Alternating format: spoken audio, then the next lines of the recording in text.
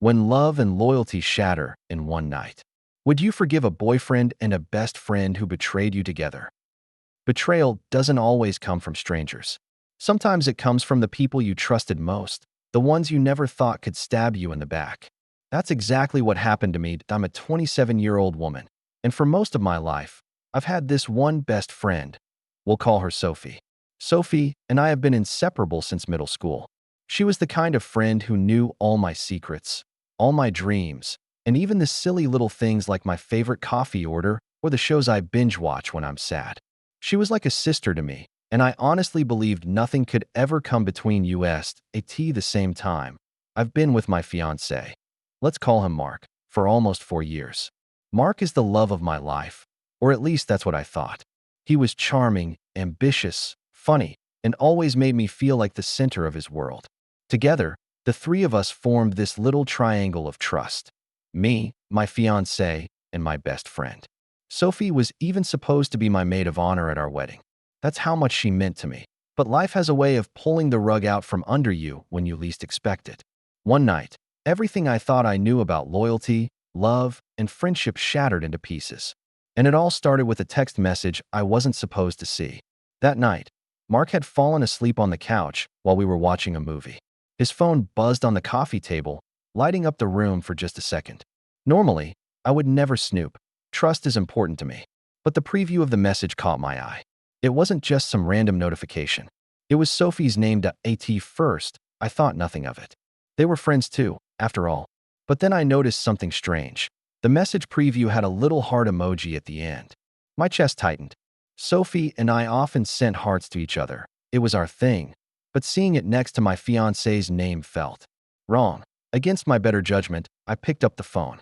And that's when my world started to crumble. The message read, "Last night was amazing. I can't stop thinking about you.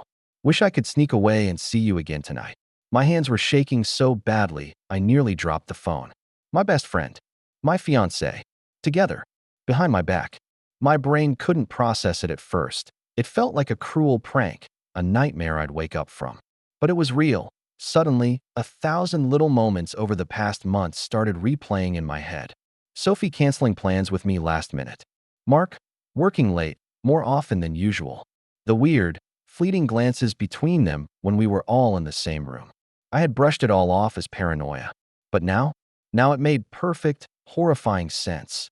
And in that moment, staring at that glowing screen, I realized that the two people I trusted most in this world had just destroyed me. I remember sitting there, frozen, staring at the screen while Mark snored softly on the couch.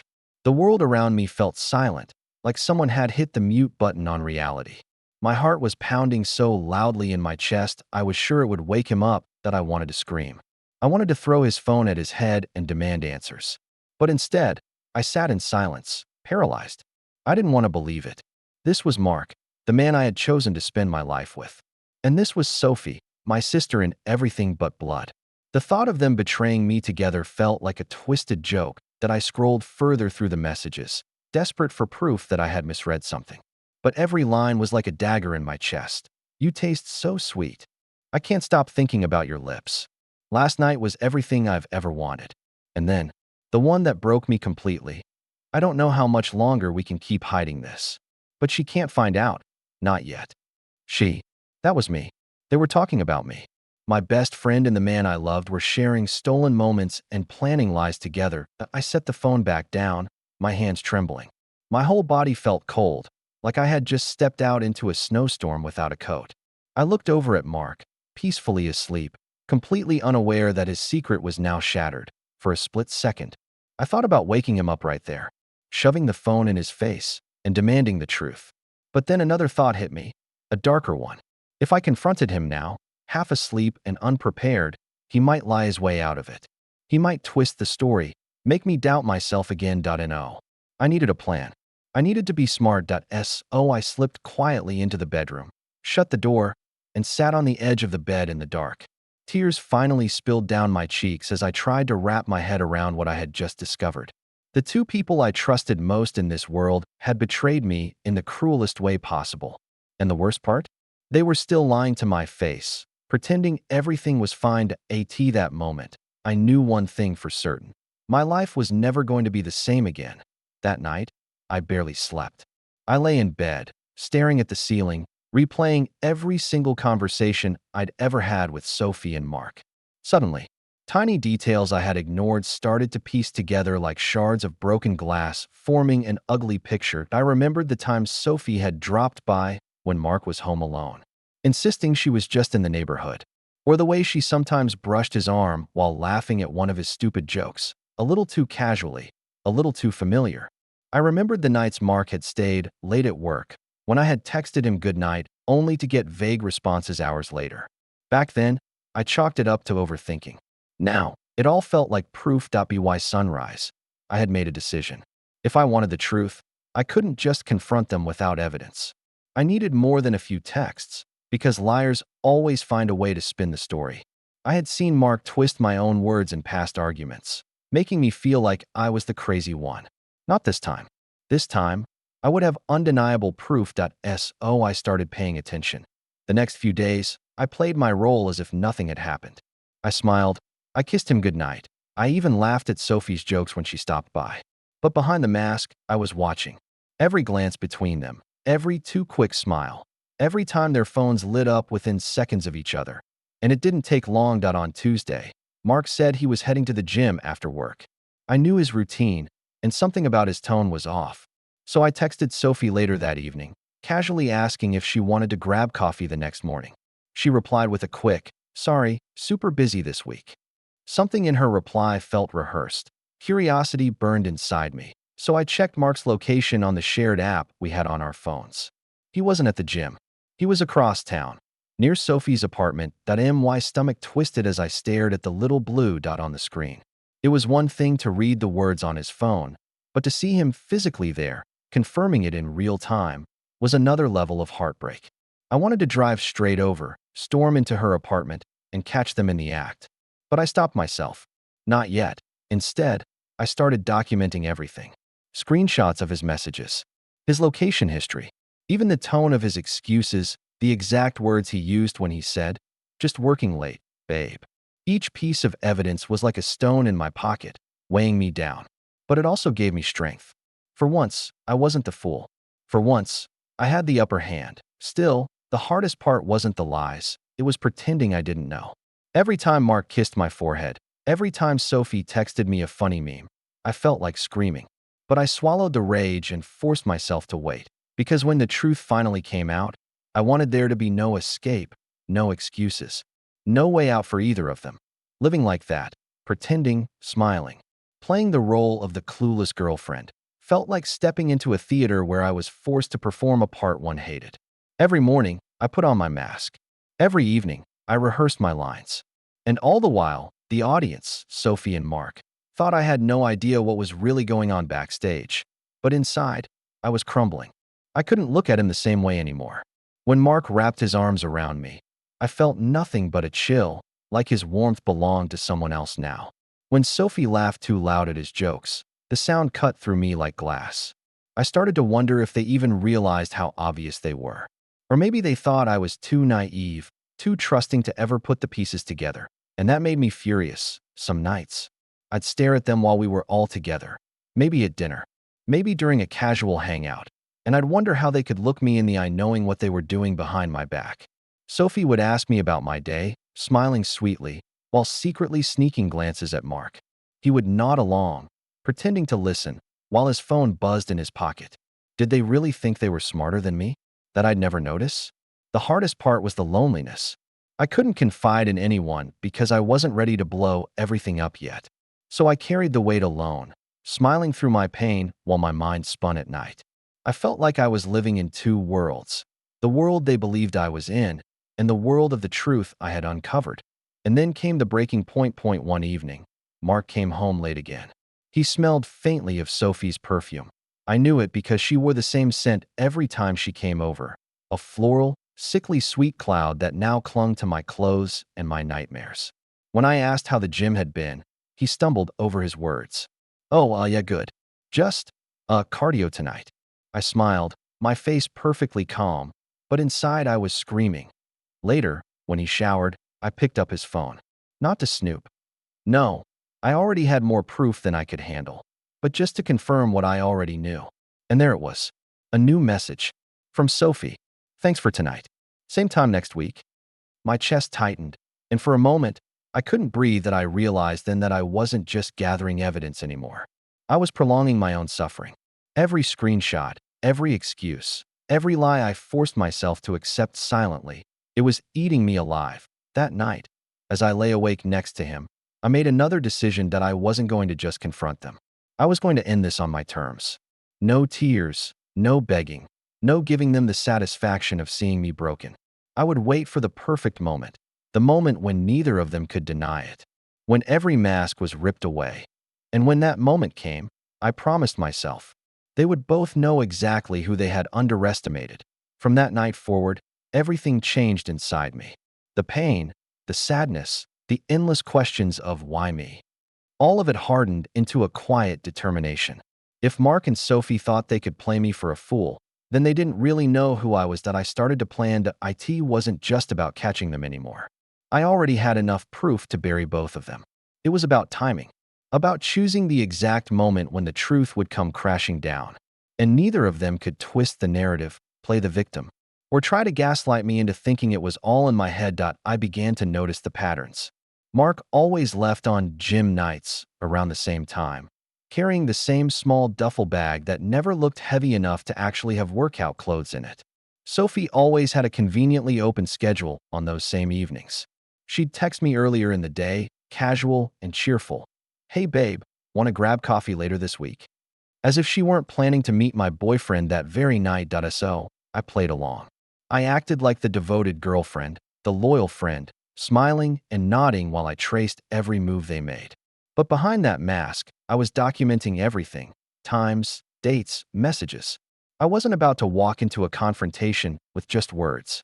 No, I wanted the truth to stand unshakable. And as I gathered proof, I also began rehearsing the confrontation in my head. Would I do it with just Mark, shoving the evidence in his face until he crumbled? Would I corner Sophie alone, force her to look me in the eye while I listed every betrayal she'd committed? Or would I do it the way my gut kept telling me? Both of them together, no way to escape, no way to spin the lies. The more I thought about it, the more certain I became. They deserved to be exposed to each other at the same time. With me standing there holding the truth, the anger that had once threatened to break me now became my fuel.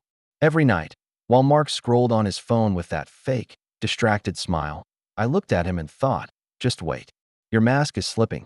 Every morning, when Sophie sent me another sweet, fake check-in text, I wanted to laugh. Your little game is about to end. But here's the part that really stung, and it's why I knew I had to wait for the perfect moment, somewhere deep inside.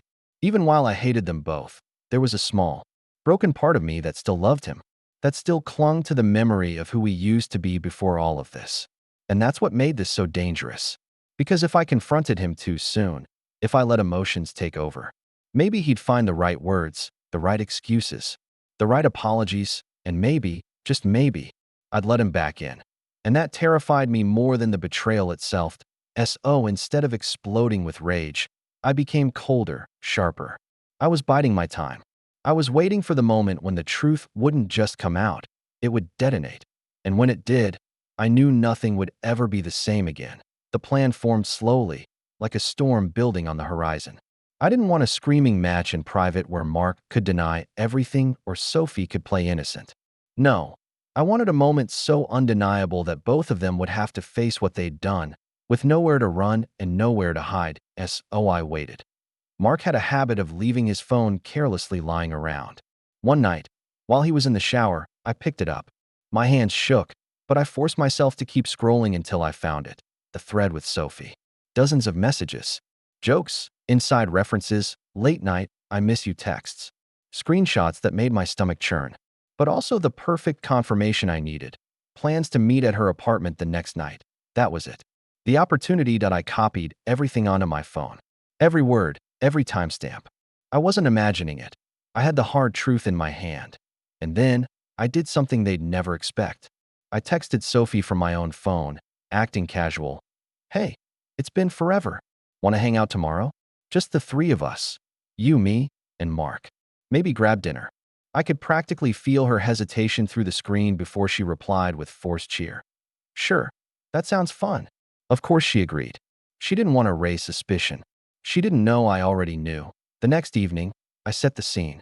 I picked a cozy restaurant, somewhere intimate but public enough that neither of them could cause a scene without people noticing. My heart hammered as I reserved the table, imagining the moment when their lies would unravel in front of me. When we walked in together, Mark on one side, Sophie sliding in with her bright, fake smile on the other, it almost felt surreal. Like I was the director of a play, and they were the clueless actors about to walk straight into their own downfall. The waiter poured the wine. Menus were handed out, and for a few minutes, they both tried to pretend everything was normal. Mark laughed too loudly at something Sophie said. Sophie complimented me on my hair, her eyes flicking nervously to him when she thought I wasn't looking. And that's when I leaned back, my voice calm, my hands steady, and said, "So, which one of you wants to explain first?" Their faces dropped. Mark froze, his fork halfway to his mouth. Sophie's smile disappeared instantly, her lips parting as though she wanted to protest but couldn't find the words. That I pulled out my phone, laid it face up on the table, and scrolled slowly through their messages, letting them both see, line by line, their own betrayal staring back at them in black and white. The silence was deafening. This wasn't just confrontation anymore. This was Judgment Day. Mark was the first to break the silence. He set his fork down slowly, his jaw tightening like he was preparing for a fight. "Okay," he muttered, his voice low and defensive. "I can explain." "Explain what?" I asked, my tone cold but controlled. "The part where you told Sophie you missed her? Or the part where you planned to meet at her place last night while I was at work?" Mark's face flushed red, his eyes darting from me to Sophie as though searching for backup. But Sophie wasn't ready to jump in just yet. She sat there, pale as a ghost, fiddling with her napkin, her lips pressed tightly together. "It's not what you think," Mark said finally. His voice cracked slightly, and for the first time, I saw the panic rising in his eyes. "We were just talking. It didn't mean anything." I couldn't help it. I laughed. A sharp, humorless laugh that made both of them flinch. "Talking? You call that talking? I miss you. I need to see you. Don't tell her." "That's not just talking, Mark. That's betrayal." Sophie finally spoke, her voice trembling. "It wasn't supposed to go this far. We didn't do anything." I turned to her, fixing her with a stare that made her shrink back in her seat. "You were supposed to be my friend. My best friend. You sat in my kitchen, drank coffee I made for you, smiled at me, all while sneaking behind my back with him. Do you even realize how disgusting that is?" Sophie's eyes filled with tears, but she didn't deny it. Instead, she whispered, "I didn't mean to hurt you." "Of course you didn't mean to," I snapped. "Because you never thought I'd find out. You thought you could keep sneaking around, enjoying your little secret, while I looked like a fool." Mark leaned forward, his voice rising, desperate now. "Nothing happened. I swear. It was stupid flirting, that's all. I wasn't going to let it go anywhere." I slammed my hand on the table, making the glasses rattle. Heads turned from nearby tables, but I didn't care. "Don't you dare lie to me again, Mark. I've got your messages. Every word. Every promise you made to her behind my back. Do you honestly think you can convince me it was just flirting?" The air between us was thick with tension. Sophie had gone completely silent, tears slipping down her cheeks. Mark looked trapped, cornered, his usual smug confidence stripped away. And me? For the first time in months, I felt powerful. I wasn't the weak one begging for scraps of honesty anymore. I was the one holding the truth, and they were the ones scrambling. This was my moment. Mark's hands were trembling now. He ran them through his hair, his voice cracking as he tried to form a defense. "She doesn't mean anything to me," he insisted, his eyes wide and pleading. "It was stupid. I was lonely when you were working late, and Sophie was just there. But I swear it wasn't love. It wasn't real." I leaned back in my chair, arms crossed. "Lonely," I repeated, my voice dripping with disbelief. "So instead of talking to me, your girlfriend, you thought it would be better to whisper secrets to my best friend?" Mark slammed his fist lightly against the table in frustration. "I made a mistake, okay? I thought it was harmless at first, and then it just spiraled. But I never intended to leave you. I love you. I got caught up in something I shouldn't have." Before I could respond, Sophie finally snapped. She straightened in her chair, her voice shaky but edged with anger. Don't you dare pin this all on me, Mark. You're the one who started it. You're the one who told me you were unhappy, that she didn't understand you the way I did. My heart clenched, but I didn't let it show. I fixed Sophie with a hard stare. So what? You just went along with it? Because the guy I was in love with gave you a few sob stories. Sophie's face flushed. I didn't. I didn't mean for it to get this far. But Mark, he made me feel like I mattered. He made me believe he cared.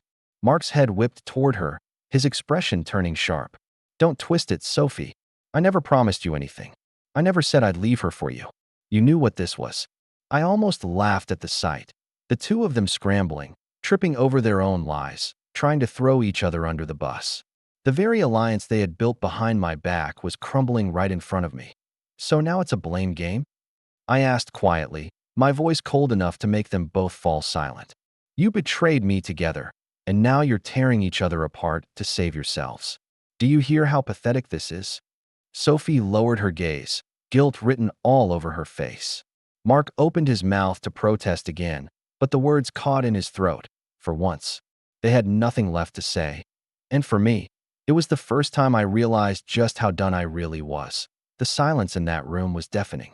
For years, I had imagined myself breaking down if I ever caught Mark cheating, crying, begging for an explanation, maybe even trying to fix things. But sitting there now, watching him and Sophie stumble over their excuses, I felt something completely different. Relieved, it was like a weight had been lifted off my chest. The truth was ugly, yes, but it was finally out in the open. I stood up slowly, pushing my chair back, my hands surprisingly steady. You know what? I said, my voice firm. I don't need to hear any more. I don't care whose idea it was. I don't care who texted first or who said what. What matters is that you both looked me in the eyes, called yourselves my boyfriend and my best friend, and decided your own desires were more important than my trust. Mark scrambled to his feet, reaching for me. Please, don't do this. We can work through this. I'll cut Sophie out completely. I'll do whatever it takes. I stepped back, away from his hand. You already did enough, Mark. There's no going back from this.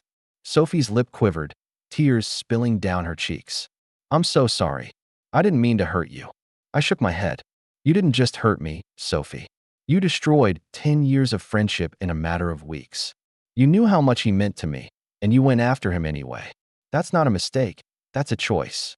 And you made it over and over again. Their faces blurred together. Mark's desperation, Sophie's shame. And yet, for the first time, I felt powerful. This is the last time we're ever in the same room. I told them, my voice steady and unshakable. Mark, take your things and don't come back. Sophie, don't call me, don't text me, don't even think about me. You're both out of my life. I walked out of that room and didn't look back. The pain would come later, I knew. The grief, the anger, the nights spent replaying every little red flag I had ignored. But at that moment, I felt something stronger than heartbreak. I felt free. And for the first time in a long time, I chose me. Thank you for watching this story on True Tales Hub. Please like the video, subscribe to the channel, and turn on the notification bell so you won't miss our next story. We post new tales twice a day, and each one comes with unexpected twists you won't see coming.